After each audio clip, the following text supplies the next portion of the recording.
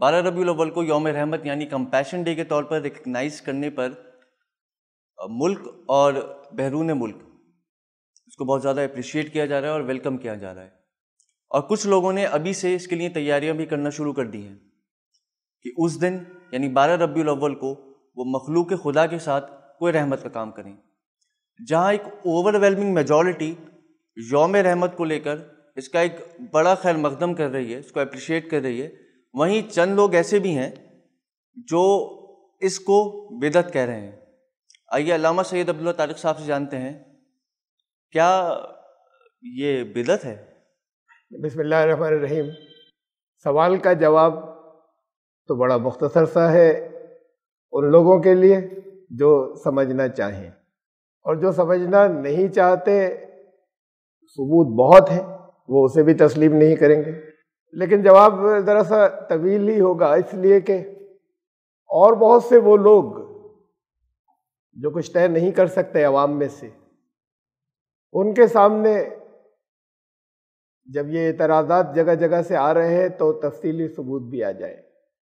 اصل میں مختصر جواب تو یہ ہوتا کہ نبی اکرم صلی اللہ علیہ وسلم ہر پیر کے دن روزہ رکھتے تھے، اور روزہ رکھنے کی ایک بڑی وجہ یہ بھی تھی جو آپ نے بیان فرمائی کہ وہ آپ کا یوم پیدائش تھا، اس دن نبی اکرم صلی اللہ علیہ وسلم پیدا ہوئے تھے۔ اب تاریخیں تو نوٹ کی نہیں جاتی تھی، دن معلوم تھا، تو وہ دن نبی اکرم صلی اللہ علیہ وسلم تک بھی پہنچا، اور یہ بتا کر کہ وہ ان کا یوم پیدائش ہے وہ روزہ رکھتے تھے۔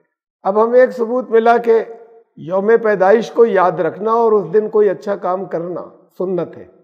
بہرحال اعتراض اس کے پر بہت آتے ہیں، یہ مختصر سا جواب تھا، اعتراض اس پر بہت آتے ہیں، نہیں پھر تو روزہ ہی رکھیے، حضور کی برابری کر رہے ہیں، ان کی بات اور تھی۔ میں تفصیلی جواب عرض کرتا ہوں، لیکن اس کے لیے پہلے کچھ اصول سمجھنے ہوں گے، جواب تو پھر یہیں آئے گا۔ کچھ بنیادی اصولوں کو سمجھنا ہوگا۔ غزوہ خندق سے جب واپسی ہوئی، بہت تھک کر چور ہو گئے تھے سب، اور اللہ نے فتح دی۔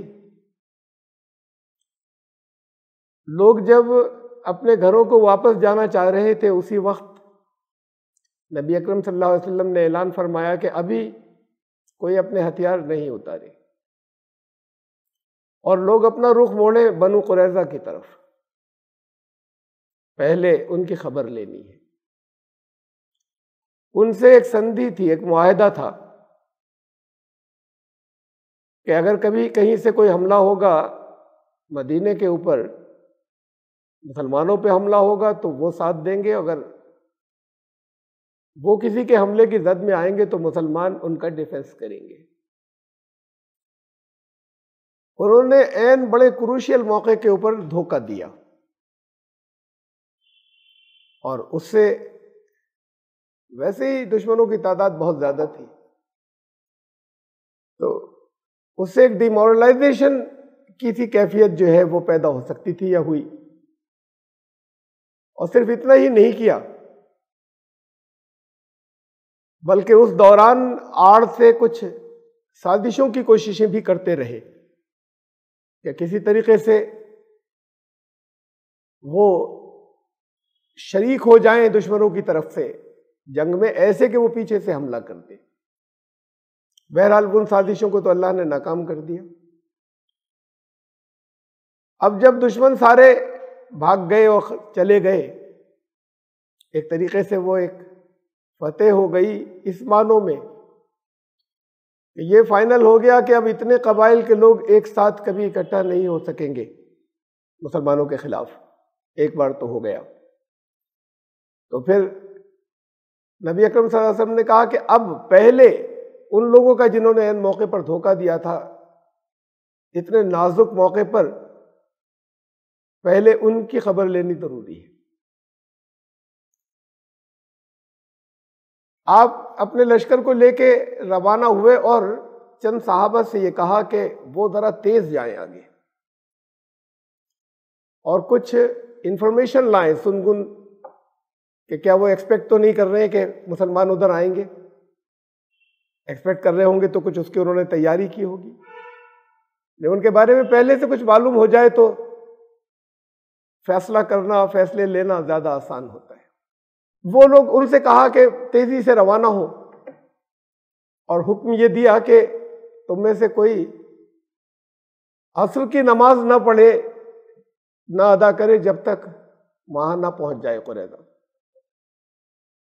یہ لوگ روانہ ہوئے بہت تیزی کے ساتھ میں، لیکن ایسا ہو گیا کہ ابھی بنی قریظہ نہیں پہنچے تھے اور عصر کا وقت جا رہا تھا، مغرب ہونے والی تھی۔ اب وہاں اس پر ذرا اختلاف رائے ہوا، یہ طے نہیں کر پائے سارے لوگ، وہ جو تھے چند، کہ عصر کی نماز پڑھ لیں اور پھر جائیں، جلد تیزی کے ساتھ میں بڑھیں آگے، وقت جا رہا ہے، یا عصر کی نماز وہاں جا کر پڑھیں چاہے وقت نکل جائے۔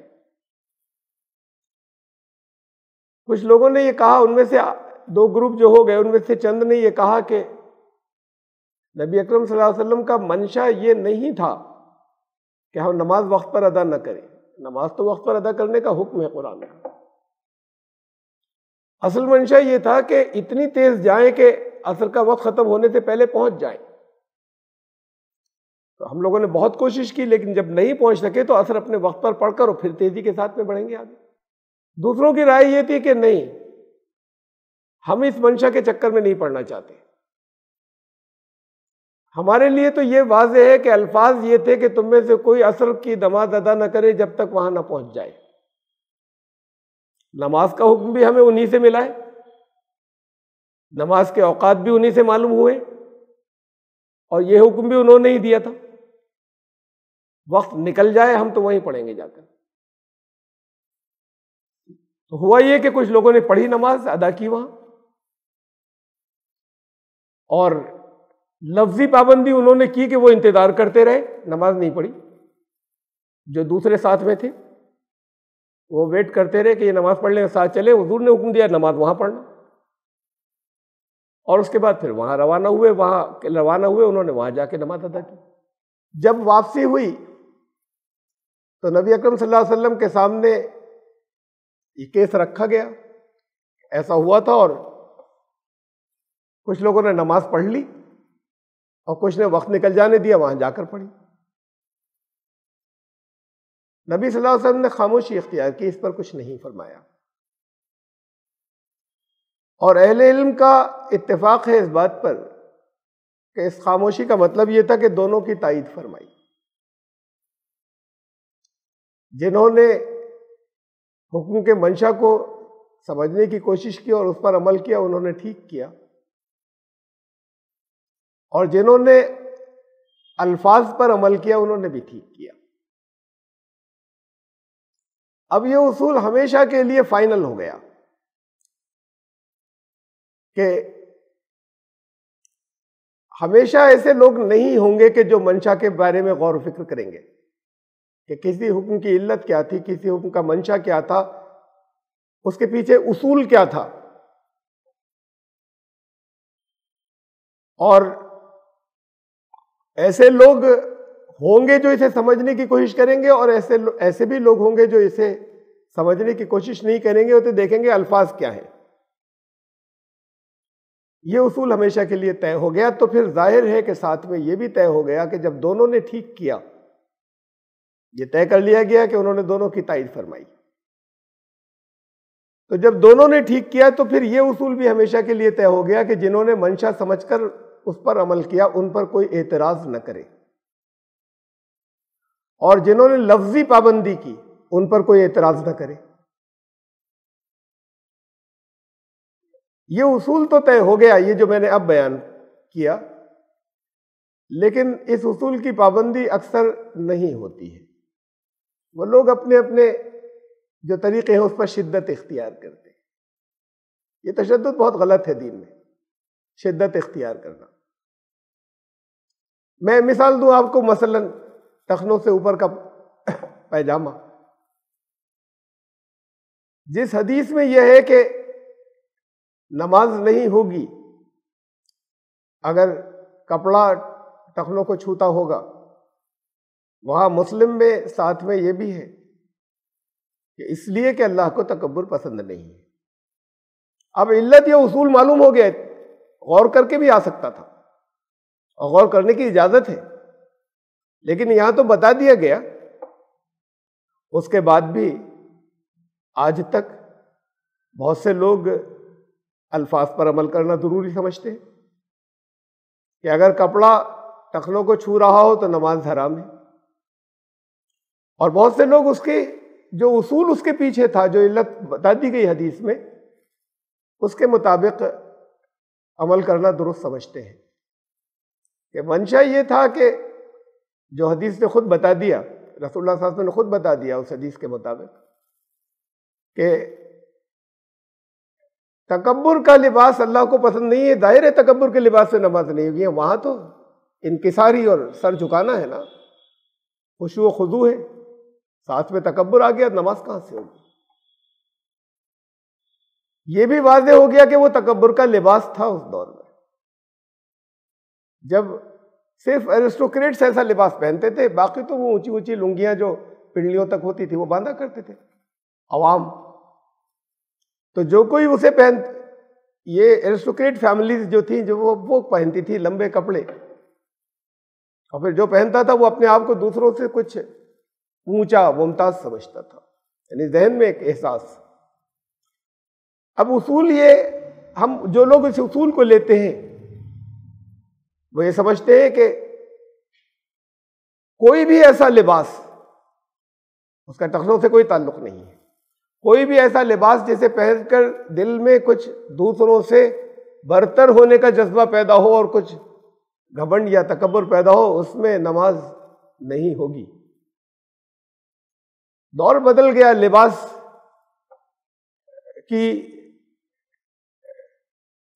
کے رواج بدلتے ہیں۔ کسی دور میں وہ تکبر کا لباس تھا، آج نہیں ہے۔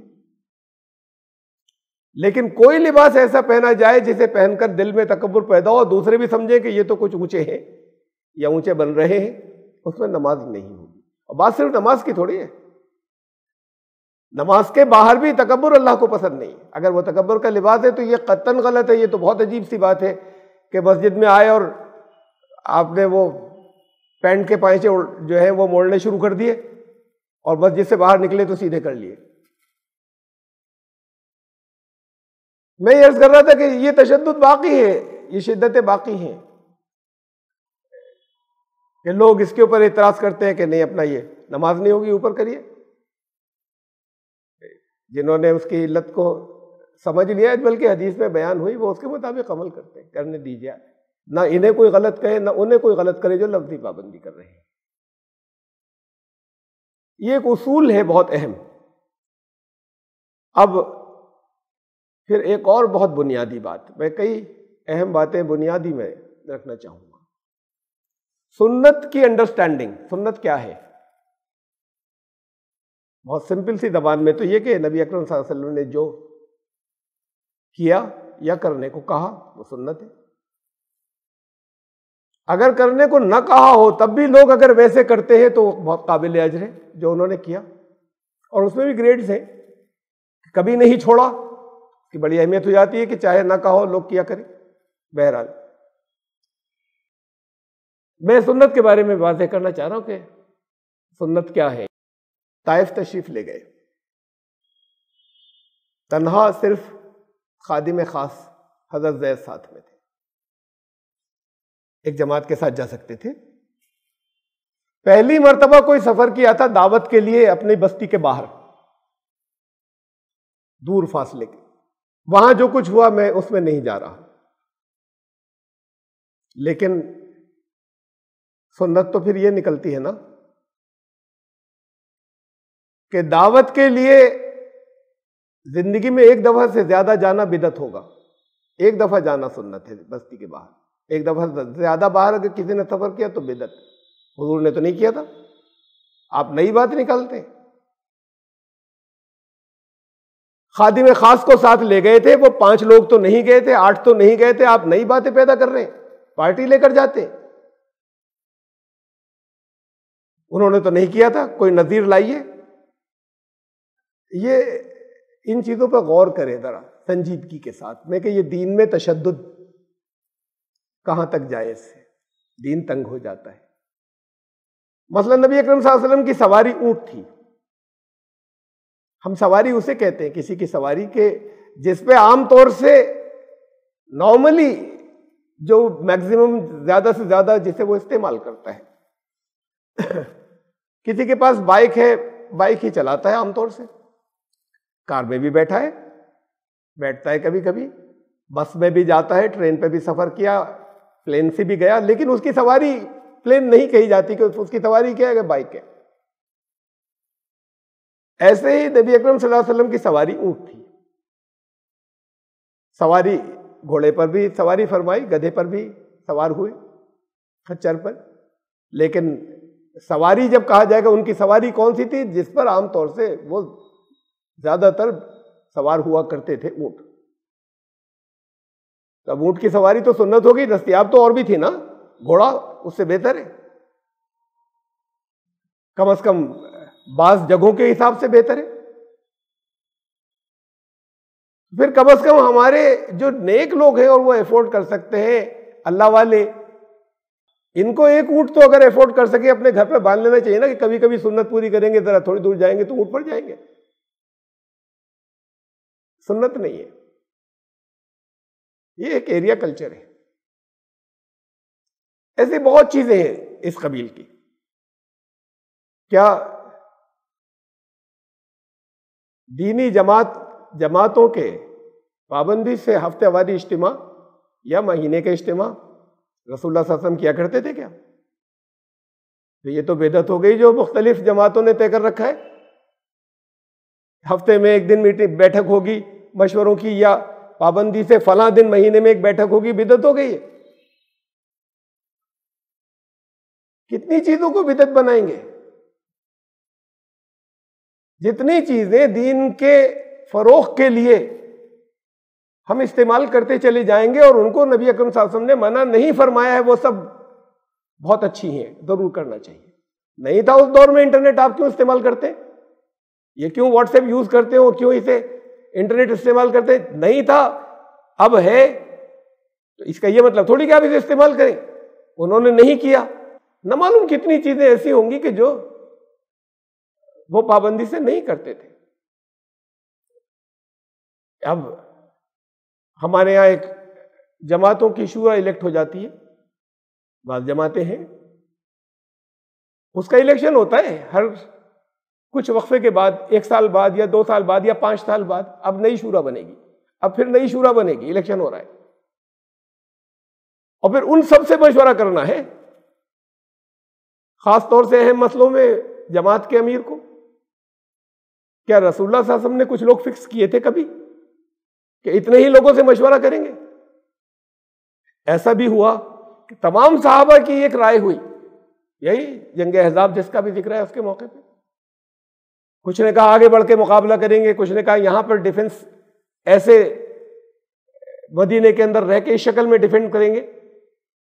صرف ایک نے یہ کہا یا رائے دی، یا رسول اللہ وہ ہمارے یہاں تو ہم ایسا کرتے تھے کہ جب بیلنس آف پاور، طاقت کا توازن دشمن کے فیور میں ہوتا تھا تو ہم کھائی خندق کھود لیتے تھے تاکہ ٹکراؤ ہو ہی نہیں آسان، وہ حملہ نہیں کر سکے. اس رائے کو پسند فرمایا، سب کی کینسل کر کے وہ جو سارے انصار و مہاجرین کی جو سینئر موسٹ تھے اور تجربے کار تھے، یہ ایک رائے پسند کر لی. جو واریر بھی نہیں تھے ان کی دی ہوئی رائے. بات یہ ہے کہ ہمیں سنت کی تفہیم پر بھی غور کرنا چاہیے، اس میں تشدد سے بڑے نقصان ہوئے. دین کا اصول یہ ہے، یہ بھی بہت اہم بات ہے جو میں عرض کر رہا ہوں، کہ جن چیزوں سے منع فرمایا اللہ اور اللہ کے رسول صلی اللہ علیہ وسلم، ان سے رک جائیں، اس کے علاوہ سب جائز. یہ ہیں دین کی وسعتیں. دین کا اصول یہ نہیں ہے کہ جو کچھ انہوں نے کیا تھا یا کرنے کو کہا تھا اس کے علاوہ سب منع. دین بڑا تنگ ہو جاتا ہے اور اس سے بڑے نقصان ہوتے ہیں، اس پر لوگ عمل نہیں کر پاتے۔ نبی اکرم صلی اللہ علیہ وسلم نے فرمایا، 3 مرتبہ کہا، الا سن لو، الا ہلک المتنطعون، الا ہلک المتنطعون، الا ہلک المتنطعون، سن لو ہلاک ہو گئے وہ جو تشدد اختیار کرنے والے ہیں، ہلاک ہو گئے، ہلاک ہو گئے، یعنی ان کی وجہ سے پوری قوم ہلاک ہو جائے گی اگر ان کے پیچھے چلے گی تو۔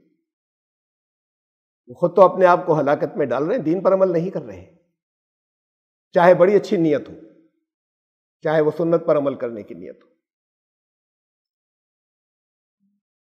یہ کچھ اصولی باتیں تھیں جو مجھے پہلے کہنی تھی، بہت مثالیں میں دے سکتا ہوں کہ جو ہم سیرت سے نکالیں اور پوچھیں کہ کیا اس کی پابندی لازم ہے ایسے؟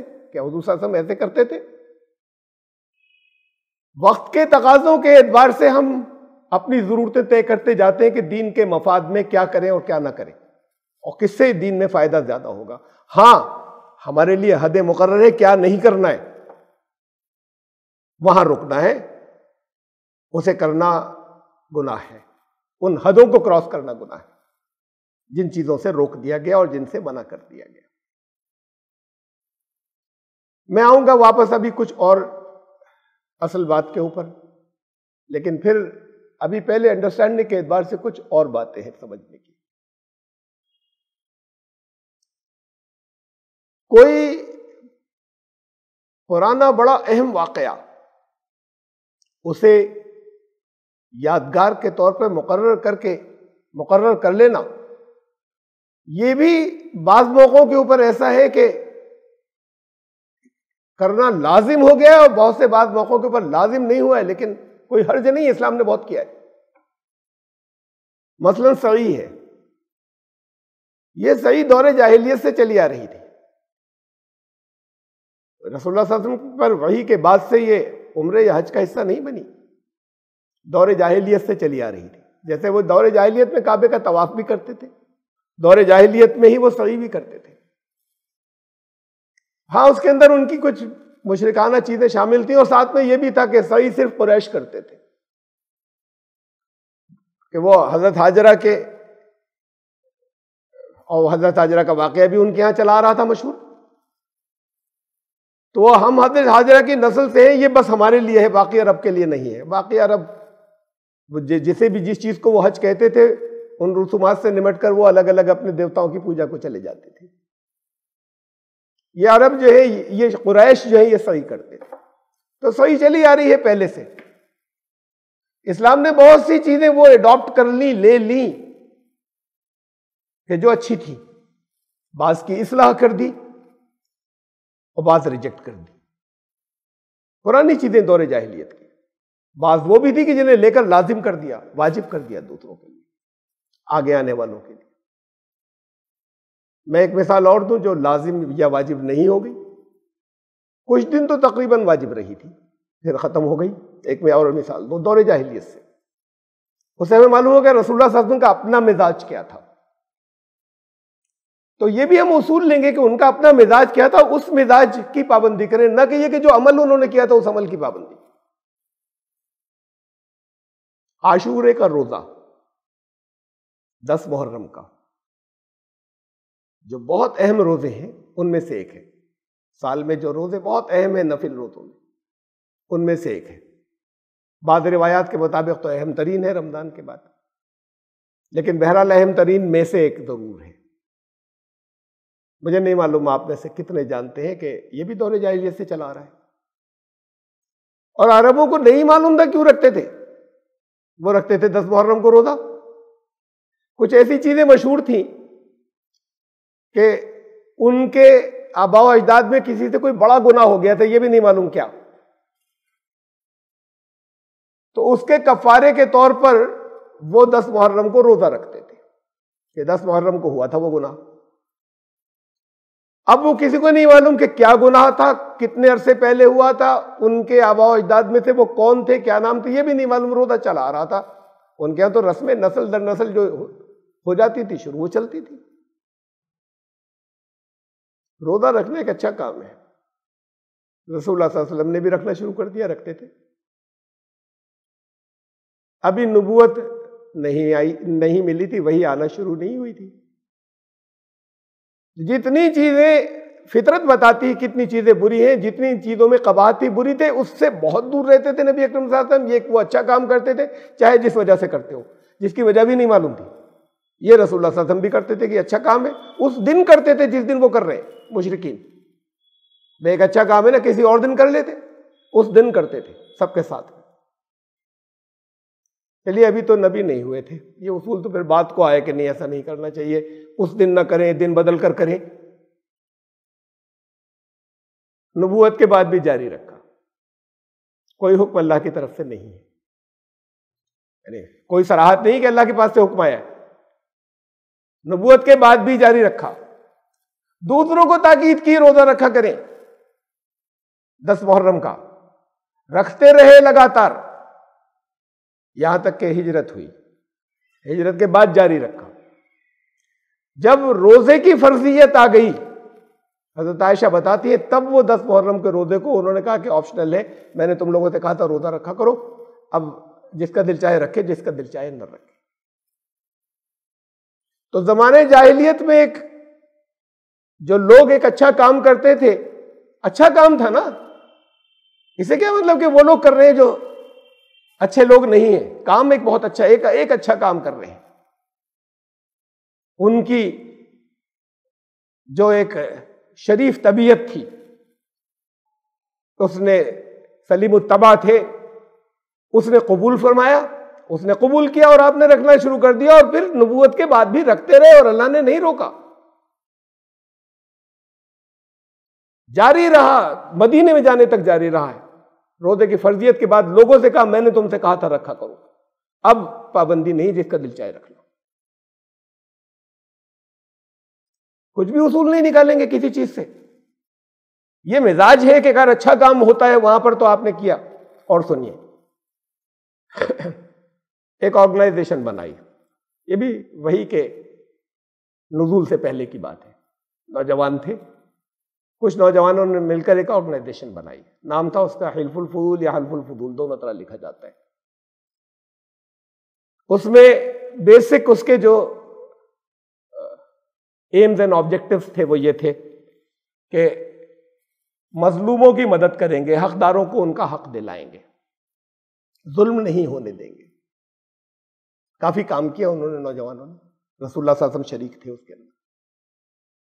بعد میں نبوت کے بعد، مدینے میں آنے کے بعد، جب طاقت آ گئی تھی، جب اسٹیٹ آ گئی تھی، جب ان کے منہ سے نکلا ہوا ہر لفظ قانون بن جاتا تھا، جب سارے لوگ دب چکے تھے، جب یہودی اپنے فیصلے کرانے کے لیے ان کے پاس آیا کرتے تھے،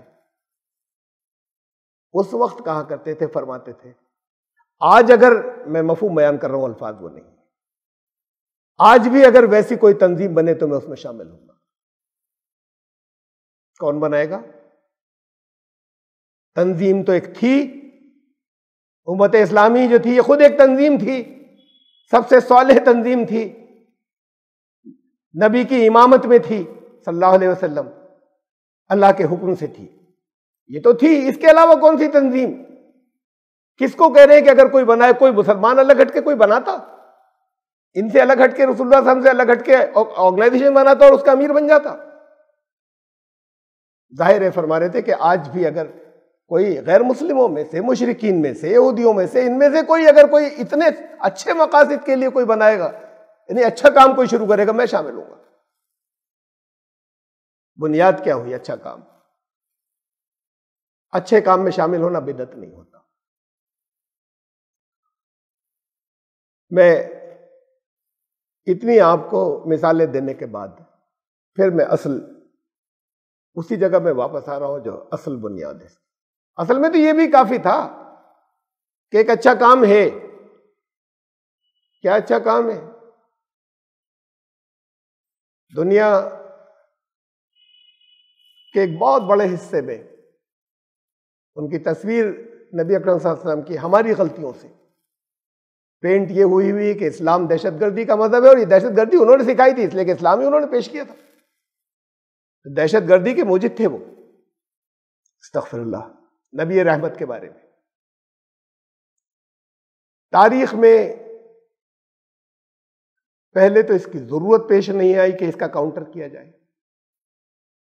جب آپ موجود تھے تو بدترین دشمن بھی یہ کہتے تھے امانت دار ہے، یہ کہتے تھے کہ نیک آدمی ہے، تو کہتے تھے جادو ہو گیا ہے، اور طرح طرح کی کچھ باتیں تھیں. یہ الزام نہیں تھا کہ یہ شریف اور نیک آدمی نہیں ہے، نیک انسان نہیں ہے. تو یہ تو وہ بھی نہیں کہتے تھے، ان کو انسان، شریف انسان جو ہے وہ ان کو تسلیم کرتے تھے اور مانتے تھے. ان کو دہشت گرد انہوں نے نہیں کہا. لیکن بعد کے دور میں جب اسلامی اسٹیٹ پھیلی آگے اور پھر وہ خلافت ملوکیت میں بدل گئی، کنگز تھے، خلیفہ کہلاتے تھے کافی آگے کے دور تک، جب حملے صرف حکومتوں کو بڑھانے کے لیے کیے گئے. تو ان کی مملکت میں تو اگر غیر مسلم تھے تو ان کی مجال نہیں تھی کہ زبان پر یہ لے آئیں کہ یہ دہشت گردی کا دین ہے، یا نبی اکرم صلی اللہ علیہ وسلم کے بارے میں ایسی زبان کے اوپر ایسی کوئی بات لے آئے کہ یہ وہ دہشت گرد تھے. لیکن ابھی باقی دنیا پڑی ہوئی تھی نا ساری، وہاں یہ چل رہی تھی بات کہ یہ صلیبی جنگوں کا دور تھا. وہ ساری صلیبی کے جنگوں کے دور میں کہ اسلام جتنا ابھی تک پھیلا وہ تلوار سے پھیلا، اور یہ تو دہشت گرد تھے. اس کا کاؤنٹر کرنا ممکن نہیں تھا. وہاں جو باتیں کہی جاتی تھی، کمیونیکیشن کا دور نہیں تھا، یا تو یہاں آتی نہیں تھی، اور آ جائیں تو کچھ یہ کر نہیں تھے. اتنی سی بات کے لیے کوئی حملہ نہیں کر سکتے تھے، جنگیں نہیں ہو سکتی تھی، ان کو سزا دینا ممکن نہیں تھا، کوئی اپیل وہاں پر نہیں کی جا سکتی تھی. اب یہ دور بھی چلا، ابھی قریب کے دور تک آیا.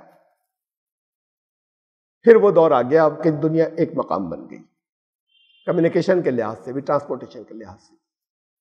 اب ایک جگہ ایک بات کہی جاتی ہے اور ساری دنیا میں پہنچ جاتی ہے.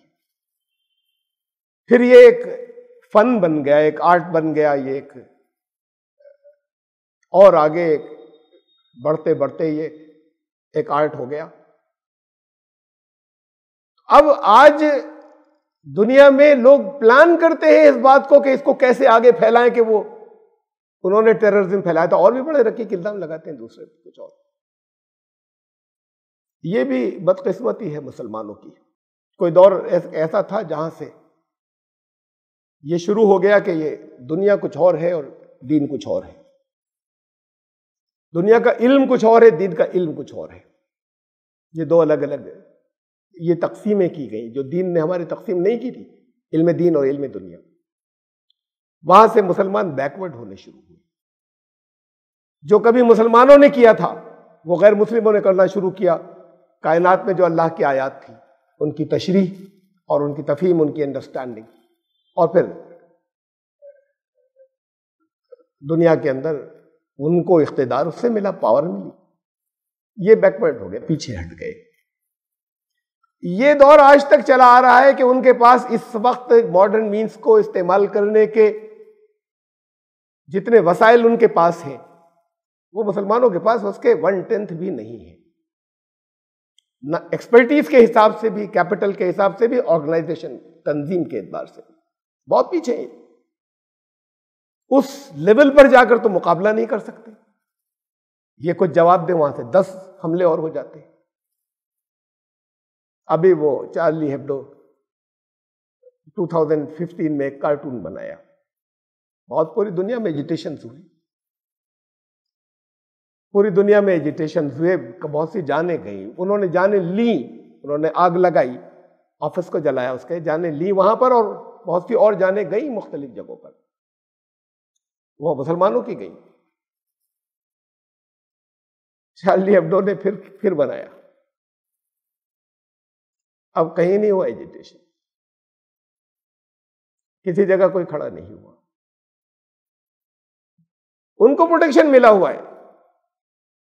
سلمان رشدی کے سر پر اعلان ہوا انعام کا، جنہوں نے اعلان کیا وہ کب کی دنیا سے گزر گئے. سلمان رشدی کو پروٹیکشن مل گیا، وہ لاکھوں ڈالر کے اوپر بھی کوئی ان کے قریب پہنچنے والا نہیں تھا، لاکھوں ڈالر کے انعام پر بھی. وہ آج بھی موجود ہے. پھر آج تو وہ اور یہ ستاتے ہیں، تکلیفیں دیتے ہیں، اذیتیں دیتے ہیں، اور ہمارے یا مسلمانوں کے اگنورنٹ اور ہرٹ ریئیکشنز جو ہیں، یعنی مجروح ہوتے ہیں جذبات اور اس کے بعد پھر وہ ریئیکٹ کرتے ہیں. ریئیکٹ ان کو کیسے کرنا تھا اسلام نے کچھ اور بتایا تھا، بہرحال ویسے نہیں کر پاتے، معلوم نہیں ہے، تو جو ریئیکٹ کرتے ہیں اس کو اور استعمال کرتے ہیں اسلام کی تصویر بدلنے میں اور محمد رسول اللہ صلی اللہ علیہ وسلم کی تصویر کو گندا کرنے میں. آج دنیا میں عام لوگوں کی میں بات کر رہا ہوں، صرف سازشیوں کی نہیں، ان سازشیوں کی وجہ سے عام لوگوں کے، عام غیر مسلموں کے، وہ بھی جو اچھے طریقے سے ملتے ہیں جگہ جگہ، زبان پر نہیں لاتے، ان کے دل میں بھی یہ ہے کہ بس مارکاٹ کا دین ہے اور ان کا دیا ہوا ہے، یہ انہوں نے سکھائی تھی، اس کو وہ وہی تو سمجھتے نہیں. تو اس کا مطلب یہ مارکاٹ انہوں نے پلان کی تھی، انہوں نے سکھائی تھی لوگوں کو، تشدد انہوں نے سکھایا، ٹیررزم انہوں نے سکھایا. آپ کیسے اسے ٹھیک کریں گے اور کیسے کر سکیں گے؟ اب کچھ لوگوں نے اگر یہ سوچا کہ ہم ان کے ساتھ میں ساری دنیا کے لوگوں کو روز تو نہیں ہمارے کہنے پہ عمل کرتے، کروا کے دکھا دیجیے سب سے کچھ، لیکن کسی ایک نام کے اوپر یا کسی ایک دن ان کو ایک رحمت کا پیغام رحمت للعالمین کے نام پہ دیا جا سکتا ہے. آج رحمت کے کام کرو اور ان کو کریڈٹ بھی دینا کہ انہوں نے سکھایا تھا. کسی بھی مخلوق کے ساتھ میں کوئی کچھ نہیں تو ایک سڑک کراس کرا دینا کسی کو، یہ بتا کر کے انہوں نے سکھایا تھا ہمیں، یہ تعلیم ان کی تھی اس لیے کر رہے ہیں. یہ اگر کرنے لگے تو ایک سائیکی، ایک نفسیات بدلے گی مسلمانوں کی ہلکی ہلکی. یہ تھا صحیح ریئیکشن کہ ہم لوگ بدنام کریں، دنیا جھوٹا کہہ دے انہیں کہ نہیں یہ تو غلط بات ہے، یہ لوگ تو بڑے اچھے ہوتے ہیں، ان کے نبی بھی بہت اچھے ہوں گے. یہ بتاتے ہیں کہ انہوں نے سکھایا تھا جو کچھ یہ کرتے. دن اگر نام لے کر ان کا سال میں ایک مرتبہ اگر کرنے کی پابندی کرنا شروع کر دیں گے تو بدلے گی نفسیات، باقی دنوں میں بھی تبدیلی کچھ آئے گی سوچنے کے انداز میں، اور ان کے اندر بھی تبدیلی آئے گی جن کے ساتھ کچھ کیا جا رہا ہے، جہاں کم از کم وہ جگہ جہاں پہ غیر مسلم زیادہ ہے ایک میسج پہنچے گا. ہم نہیں سکھا سکتے، ہم نہیں بتا سکتے پڑھو قرآن، وہ تو قرآن بھی لے آتے ہیں جس جس شکل میں جیسے لے کر آتے ہیں اور پھیلاتے ہیں جب آپ تو اس کا بھی جواب نہیں دے سکتے اور نہیں دے پاتے، اس لیے کہ ان کے ہاتھ لمبے ہیں، اس کا جواب ان کے پاس نہیں ہوگا کہ جہاں پبلک اوپینین مسلمانوں کے لیے بدلنی شروع ہو جائے. دیکھیں ابھی کووڈ کے دنوں میں، پچھلے دنوں، میں صرف یہاں کی بات کر رہا ہوں، ہندوستان کی، انڈیا کی، کہ مسلمان نکلے بڑی تعداد میں، غیر ہندو تو ذرا زیادہ ڈر رہے تھے، مسلمان بڑی تعداد میں نکلے ان کی مدد کرنے کے لیے جو اس وقت فاقے کر رہے تھے، اور کسی نے 100 روپے دیے، کسی نے 10,000 روپے دیے، کسی نے اس سے زیادہ دیے، اور لگ گئے. اور 3 مہینے جو بہت کرائسس کے، ایکسٹریم کرائسس کے دنوں کے اندر چاروں طرف آل راؤنڈ پورے ملک کے اندر مسلمانوں نے بہت کام کیا اور بہت مدد کی. غیر مسلموں کے انتقال ہوتے تھے، ان کے گھر والے بھاگ جاتے تھے کہ ارتی کو ہاتھ نہیں لگائیں گے، اور مسلمان کندھے دیتے تھے. تصویر کچھ بدلنی شروع ہوئی. کب تک ریکگنیشن نہیں ہوگا؟ یہ تھوڑے سے دنوں کا تھا.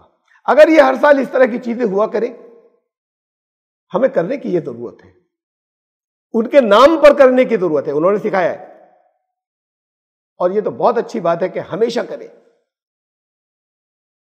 لیکن دنیا میں کوئی ایک بھی ایسا پاپولر مسلمانوں کا لیڈر نہیں کہ وہ ایک آواز لگائے سب لوگ کیا کریں اور لوگ مان لیں گے.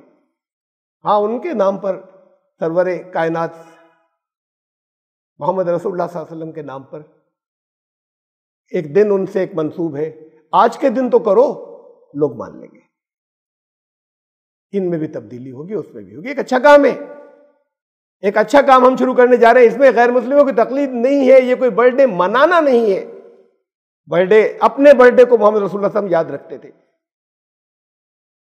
ان کے اس تاریخ دنیا بھر میں ہے مشہور، بڑی تعداد میں، چاہے یہ دن ان کا یوم پیدائش ہو یا نہ ہو، لیکن دنیا کی ایک بڑی تعداد میں مشہور ہے کہ یہ ہے.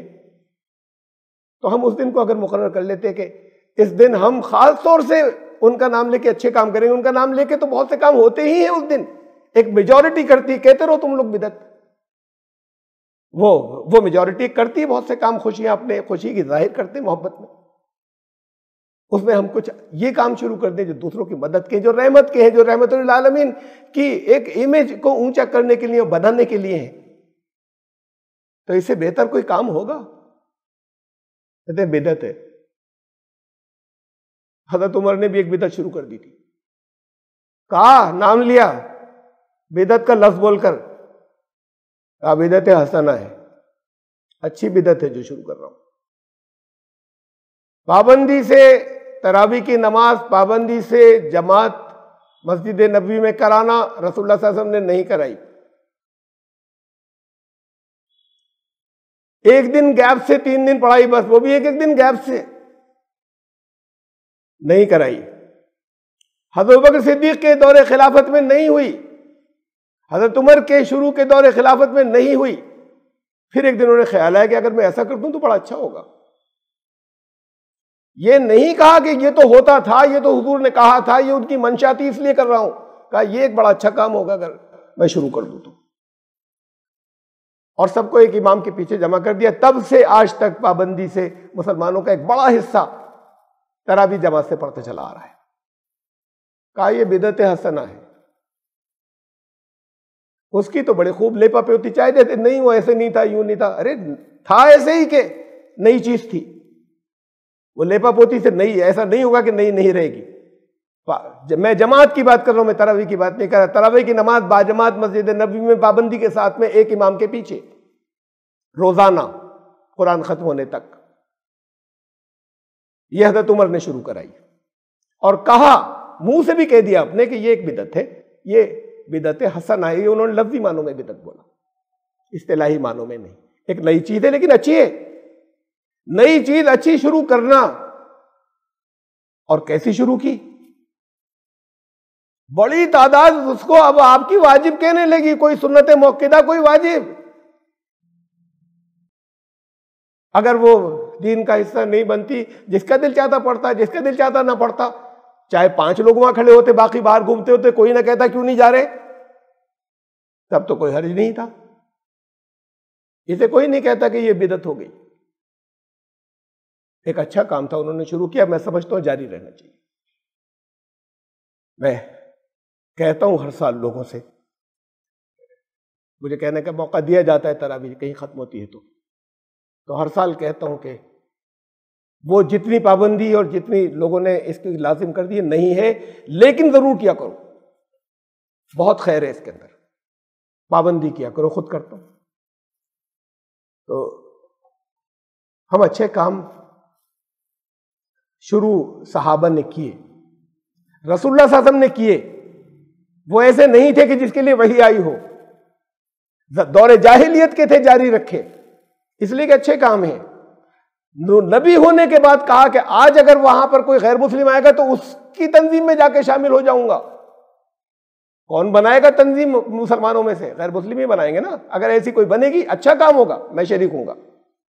یہ ایک اچھا کام ہے، اس دور کا بہت بڑا اچھا کام ہے، اس لیے کہ یہ اب تاریخ میں پہلی بار ہو رہا ہے۔ ان کی تصویر صاف کرنے کے لیے ایک زیادہ مؤثر، ایک شاید گمان ہے کہ یہ بہت مؤثر طریقہ ہوگا ان کی تصویر درست کرنے کا، کہ اس دن ہم کچھ اچھے کام کریں، لوگوں کی مدد کے کام کریں، رحمت کے کام کریں۔ ایک امیج بدلے گی، ایک تصویر بدلے گی۔ اچھا کام بھی ایسا نہیں ہے، یہ ایسا کام ہے کہ جو تاریخ میں آج تک نہیں ہوا ہے، کوئی طریقہ ایسا نہیں سوچا جا سکا ہے کہ ان کی عظمت ان دلوں میں واپس لائی جا سکے، جن کو بتانے کا کوئی راستہ نہیں ہے ہمارے پاس، اس لیے کہ عمل سے تو مستقل بتا نہیں پا رہے ہیں۔ بہت سی روایات ہیں، ضعیف کہی جاتی ہیں، لیکن بہت بڑی تعداد میں علماء ہیں، جس میں شیخ ابن تیمیہ بھی شامل ہیں، امام جلال الدین سیوطی بھی شامل ہیں، اور بہت سے ائمہ نے یہ بات کہی کہ اتنی زیادہ تعداد میں ہے روایات کے، پھر یہ بات اپنی جگہ پہ درست ہے کہ امت کے اعمال نبی صلی اللہ علیہ وسلم کے سامنے پیش کیے جاتے، دکھائے جاتے۔ مجھے امید ہے کہ جو لوگ نکلیں گے اور کریں گے، ان کے لیے کھڑے ہوئے، ان کی تصویر درست کرنے کے لیے کھڑے ہوئے، انہیں دکھایا جائے گا کہ یہ نکلے ہیں، صرف انہیں بھی دکھایا جائے گا کہ یہ مخالفت کر رہے ہیں، آپ کے نام پر مخالفت کر رہے ہیں کہ یہ مت کرنا، ان کو بھی دکھایا جائے گا، جو اس کو بدعت کہہ کے روک رہے ہیں کسی اچھے کام کو، روکنا چاہتے ہیں، روک تو نہیں سکیں گے، اور روک سکیں گے اگر فرض کریے روک سکے تو جنہوں نے کرنے کی کوشش کی وہ تو ہو گئے کامیاب، نہ کر سکیں چاہے، مجھے امید ہے کہ اس کو تو ہم بہت دور تک جا کے کر سکیں گے، ہم نہیں، ہم سب، دنیا کے ابھی بہت سے ممالک کے اندر بات شروع ہو گئی اور لوگ تائید کر رہے ہیں اور پسند کر رہے ہیں۔ یہ ہے حقیقت اس کی، کہ جیسے یہ کہتے ہیں نئے کام بھی کیے جاتے، کیے جائیں گے، قیامت تک کیے جاتے رہیں گے، اچھے ہونے چاہیے۔ اپنی پیدائش سے وابستہ کیا رسول اللہ صلی اللہ علیہ وسلم نے اس روزے کو جو وہ رکھا کرتے تھے۔ رسول اللہ صلی اللہ علیہ وسلم کی پیدائش کا ایک دن مشہور ہے، ہم اسے وابستہ کر رہے ہیں کہ یاد کرو حضور کی رحمت کو یاد کرو۔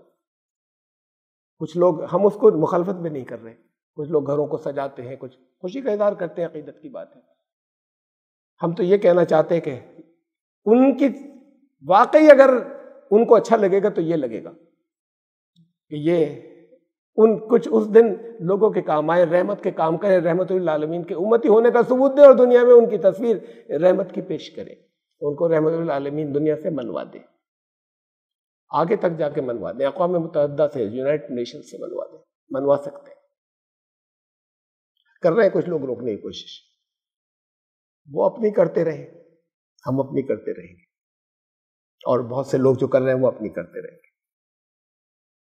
ہم تو جیتیں گے ہی، ضروری نہیں ہے کہ لفظاً اس شکل میں جیت جائیں کہ یہ وہاں سے پاس ہو جائے گا، ہمیں امید ہے، ہو سکتا ہے نہ ہو، ہم پھر بھی جیت گئے۔ ہم نے ان کے عزت ناموس کو بچانے کی کوشش کی ہے۔ یہ کچھ لوگ روکنے کی کوشش کر رہے ہیں بدعت کا نام دے کے، جو اس کو بدعت کا نام دے رہے ہیں جو خود رسول اللہ صلی اللہ علیہ وسلم نے کیا تھا۔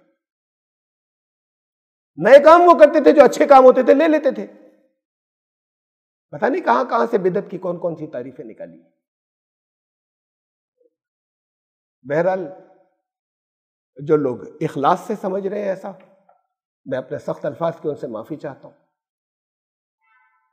میرے خیال سے ان کی سمجھ میں بھی آ گیا ہوگا، غلط فہمی دور ہو گئے۔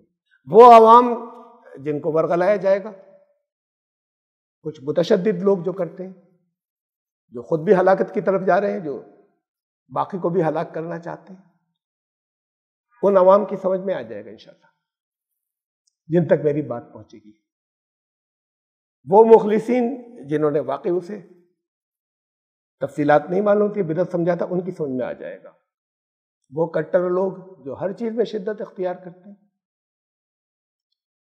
وہ کرتے رہیں گے، وہ تو یہ بھی منع کر دیں گے نہیں نہیں ہمارے اعمال نہیں دکھائے جائیں گے، یہ سب ضعیف حدیث ہیں، یہاں نہیں تو وہاں دکھائے جائیں گے۔ یہی تو ہوگا، یا ممکن ہے کہ یہاں پر علماء تو کہتے ہیں کہ نہیں یہ سب ملا کر بات مضبوط ہے، تو یہاں نہیں دکھائے جائیں گے وہاں دکھائے جائیں گے۔ کہ تم نے اسے روکنے کی کوشش کی تھی، ان کی تصویر جنہوں نے بنانے کی کوشش کی تھی، صحیح۔ اللہ سے دعا ہے کہ ان کو توبہ کی توفیق دے، جو لوگ اس میں اڑنگے لگا رہے ہیں، اور ان کے ذہنوں کو صاف کر دے، جو ان متشدد لوگوں کی تشدد کی یا ان کی پھیلائی ہوئی باتوں کا شکار ہو رہے ہیں، اور امت کو صحیح خدمت کرنے کی، محمد رسول اللہ صلی اللہ علیہ وسلم، سرور کونین صلی اللہ علیہ وسلم، ان کی صحیح خدمت کرنے کی توفیق عطا فرمائے۔ السلام علیکم۔